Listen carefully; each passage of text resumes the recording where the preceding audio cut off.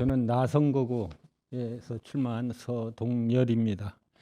군의원이 책무라는 제목으로 출마 선언을 하고자 합니다.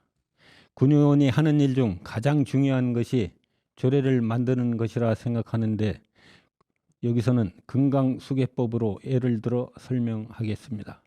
모든 법이 제1장 1조에는 목적이 서술되어 있습니다.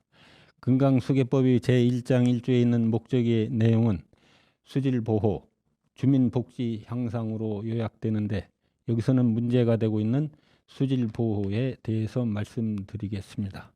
지난 20년 동안 옥천군의회에서 금강수계법에 따른 조례를 만들지 않아 수백 명의 농민이 수십억 원의 지원금을 받지 못한 사례를 들어 설명하겠습니다.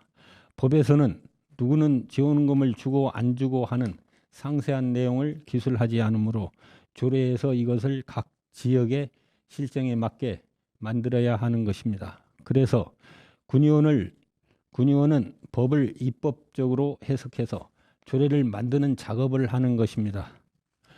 그럼 문제가 되고 있는 수질보호에서 무엇이 잘못되었느냐는 생각이 들 것입니다.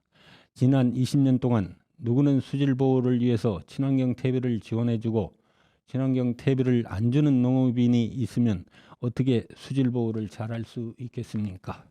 그래서 법을 입법적 해석을 하는데, 입법적 해석을 할 때에는 6가지 원칙이 있는데, 여기서는 약한 자 우선의 원칙, 이것은 친환경 퇴비를 지원받지 못한 소수인 각 동네에 2 내지 3명의 농업인이 해당되는데, 이분들에게도 지원을 해야 되는 것입니다. 그리고 공정성의 원칙이 있습니다.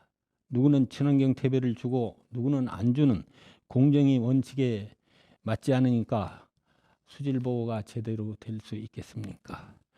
자, 그러면 옥천군 의회는 금강수계법을 어떻게 입법적 해석을 했는지 살펴봅시다. 지난 20년 전에 금강수계법이 제정되고 그동안 방치하다가 2년 전에 옥천군 의회에서 조례를 제정했는데, 그 내용을 보면은 지원금을 받지 못한 분들에 대한 보상 부분이 빠졌고,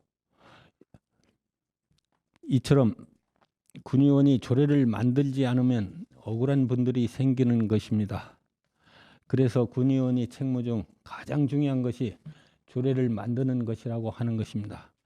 저는 군의원이 되면 우선적으로 지난 조례를 검토해서 이와 같은 일이 없도록 하겠습니다. 이것으로 군의원 출마 선언에 가름할까 합니다. 감사합니다.